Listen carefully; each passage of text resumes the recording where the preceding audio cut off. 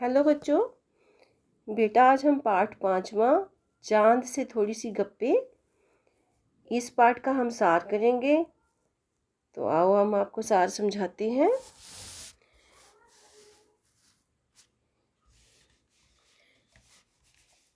चांद से थोड़ी सी गप्पे नामक कविता हमारी हिंदी की पाठ्य पुस्तक भाग 1 में से ली गई है। क्या लिखा है यहाँ पे हमने? चांद से थोड़ी सी गप्पे नामक कविता की पंक्तियाँ हमारी हिंदी की पाठ्य पुस्तक पुष्प भाग 1 में से ली गई हैं।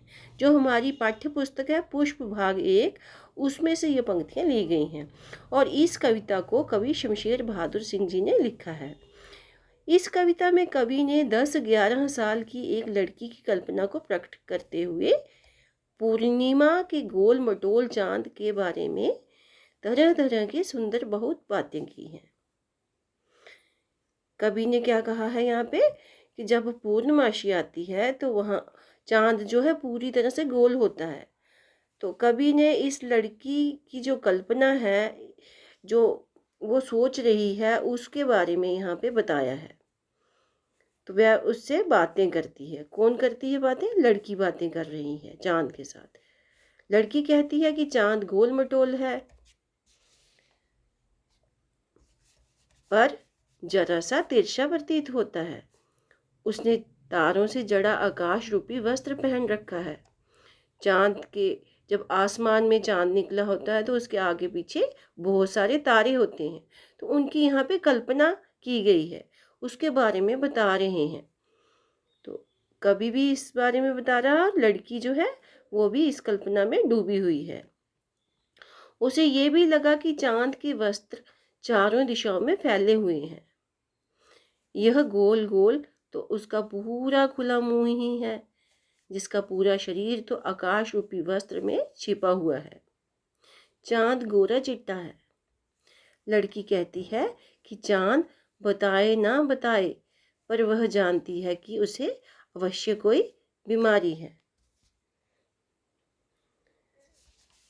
तो जब वह घटने लगता है तो घटता ही चला जाता है, और जब बढ़ने लगता है तो बढ़ता ही चला जाता है। वह तब तक बढ़ता ही जाता है जब तक पूरा गोल मटोल नहीं हो जाता। तो घटने बढ़ने की उसे लगी बीमारी ठीक होने का नाम ही नहीं लेती। तो वो सोचती है कि इसको शायद कोई बीमारी लगी है, जो ये घट रहा है कभी बढ़ रहा है, तो ये बीमारी ठीक होने का नाम ही नहीं ले रही है।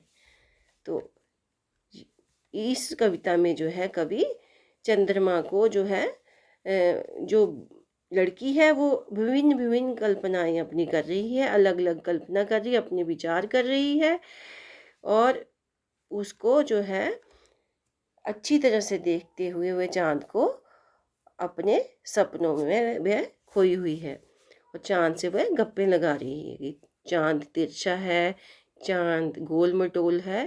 तो इस कविता में कवि ने यही कुछ कहा है। तो बच्चों आप इसे अच्छी तरह से कर लीजिए।